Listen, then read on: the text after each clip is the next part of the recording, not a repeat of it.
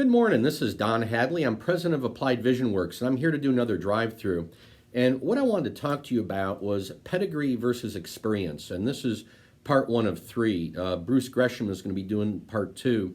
And he and I had a discussion the other day. And one reason we had the discussion is there's a lot of conversations we bump into where somebody's talking about, hey, they need to have pedigree, this education and all this. And we absolutely get that. I think education is important for learning. It's also important for credentials, whether you're marketing, you're selling. It may be simply to walk into a room and have strength of presence because people know you've got the training, the background. It also gives you depth of theory, so sometimes you can deconstruct an idea more effectively. You can also learn many ways of doing and many ways of thinking from education. And done right, you can actually absorb quite a bit quickly. The negative to it is some people hide behind credentials. Recently on LinkedIn, I had somebody kind of take me apart. They, for some reason, felt like I was hiding behind credentials. And so I agree with that, is sometimes people do it and it's not healthy. Just because I'm a PhD or MBA or whatever it is I am, for me to say to you, hey, you've got to listen to me because of that experience, to me doesn't work, because what you're saying has to still hold weight. My belief is if you really are good at something, you should be able to explain it in a way that anybody can understand.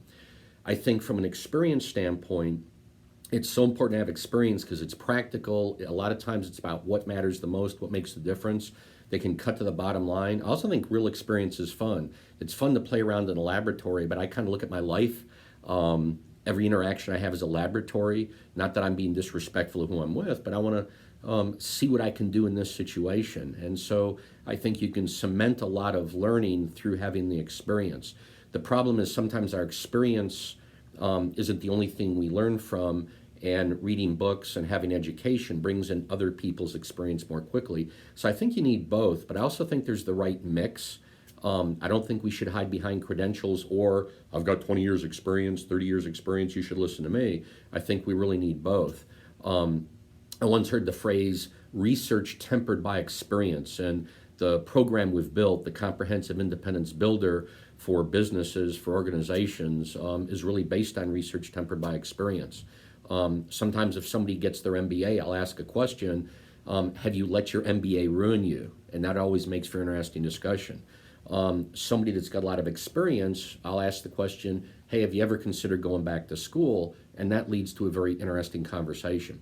So part two is going to get more about this in terms of hiring practices and expanding the scope of the pedigree versus experience thing. We don't believe it's one or the other, it's both, but it's the right mix. One spoiler alert, I'm going to tell you something that I think is kind of cool. There's a lot of organizations saying you need a college degree or 8 years experience, or you need a PhD, or the other option is a college degree with 15 years experience or whatever. So as we look out there in the outside world, I think it's recognizing the practicality and the need for both, but there is a trade-off back and forth with some of this. So want to share it with you. If you'd like to discuss farther, my email, dhadley@appliedvisionworks.com, my cell phone 919-368-9008. Thank you very much.